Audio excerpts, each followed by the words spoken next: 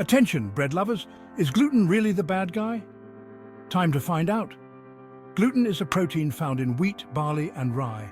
It's what gives your bread that chewy texture and your cakes that fluffy delight. But is it really that bad? For most people, gluten is perfectly fine and even nutritious. It contains proteins, fiber, and essential amino acids. However, some folks need to steer clear. If you have celiac disease, gluten sensitivity, or a wheat allergy, gluten is a no-go. Going gluten-free means eliminating wheat, barley, and rye. But don't worry. There are plenty of gluten-free grains like rice and quinoa, and alternative flours like almond and coconut. Remember, gluten-free doesn't always mean healthier. So, unless you need to avoid it, enjoy that slice of bread. Want more info? Check out resources like the Celiac Disease Foundation. Got gluten questions? Consult a dietitian for personalized advice. Stay curious and keep munching.